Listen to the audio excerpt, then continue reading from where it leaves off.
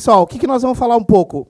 Nós vimos aqui uma série de situações, no período da manhã e agora, no período da tarde, que envolvem o que a gente chama de Big Data, ou esse nosso grande volume de dados.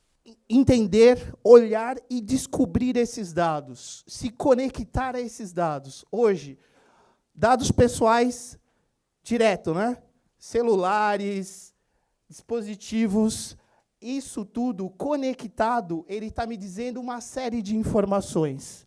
Quando a gente está falando de internet das coisas, de dispositivos, e a indústria 4.0, que é uma importância dentro daquilo que a gente está falando, eu estou dizendo que a minha linha de produção, eu posso tomar decisões a partir de enxergar todas as informações. O WhatsApp, a gente está falando ali, são volumes gigantes. O que tem por trás disso? Há uma explosão de dados e, a cada 5 anos, esse volume de dados cresce de forma exponencial.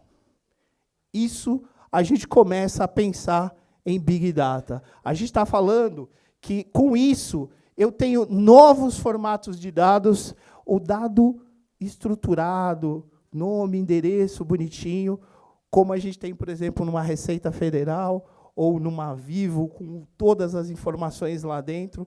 Isso é muito interessante. Os 4 Vs que todo mundo já conhece, mas a gente fala em relação a volume de dados, porque é gigante cada vez mais. Eu processo muitos dados.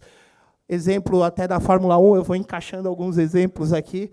Uma volta de Fórmula 1 equivale a 2 tera de dados. Como o Fábio comentou, a gente está falando de cada vez mais a possibilidade de processar esses dados com alta velocidade. Eu estou dizendo poder de processamento. Quando a gente fala de variedade de dados também, não só mais dados estruturados, mas dados não estruturados, sinais, posicionamento. Então, há um conjunto de novas fontes que a gente passa a tratar.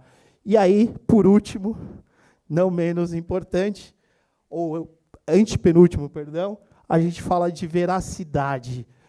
Não quero entrar muito no detalhe, mas a gente está falando de grande poder de processamento, e a grande realidade do Big Data, ele veio quando a gente fala de MapReduce.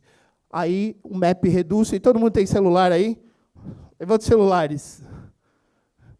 Pensa que cada um é o meu nó de processamento. Isso aqui é o meu servidor e eu consigo disparar processos usando o poder do meu celular, o de vocês também. O BI, ele parou aqui. A gente conseguiu ver cubos, fatos e dimensões, e agora eu estou começando a explorar esses dados de uma forma diferente. E esse é o diferencial do momento que a gente estava falando. Desde o começo da manhã, a gente está falando muito informação, conhecimento, e quando a gente está falando de analytics, nós estamos com 2 passos à frente. Nós estamos começando a predizer. Quando a gente está falando de um Watson, um Watson Cortana, por exemplo, a gente está dizendo de inteligência cognitiva. A gente está falando de modelusagens o tempo todo, mas é importante que a gente tenha a visibilidade de algumas coisas que hoje a gente trabalha. Dentro da empresa, a gente já acabou colocando um andar só para squad e sprints. Nós estamos dizendo que eu preciso fazer o mínimo produto viável. Então, puxa, pensa nas funcionalidades. O que eu posso entregar agora e fazer de forma rápida? É esse o cenário que a gente está falando quando a gente está tratando processos ágeis dentro da companhia e dentro dos cenários corporativos. Eu estou falando muito forte em ter uma visão 360 do cliente. Não adianta eu ficar ofertando, bombardeando o meu cliente por um produto que ele não compra, cai na estatística de novo. Eu estou indo para o caminho errado. A ideia do machine learning e da inteligência artificial é eu conseguir predizer antes de fazer essas ações. Por isso, eu preciso estar conectado com o negócio. Quanto mais eu souber do negócio, melhor eu vou fazer uso dessa modelagem, das tecnologias que eu tenho. Tá? Então, isso é importante para a gente. Na área de saúde, nem se fala. Para a gente fechar, a gente vem falando dos profissionais. O profissional hoje é um profissional que vai trabalhar com grandes volumes de dados, vai entender e analisar, e mais do que isso, não dá para a gente deixar de fora ter a visão de negócio. Por mais que eu seja bom em tecnologia, eu tenho, e apaixonado por tecnologia, eu tenho que trazer essa realidade. E aí a gente está dizendo de alguém que conhece ciências da computação, porque eu estou falando do nó Hadoop, e quando eu falo isso, a gente suja a mãozinha de graxa. Se a gente for fazer dentro de casa, se a gente for contratar na nuvem, que hoje tem, é mais fácil. Eu vou pensar em estatística, está ali a Marcinha, né? A gente fica falando, a estatística, a matemática é importante, o Paulo deu um exemplo aqui. Isso é importante, é isso que ganha jogo.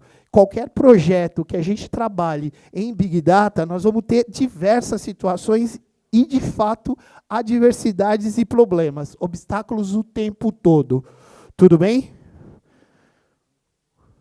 Obrigado.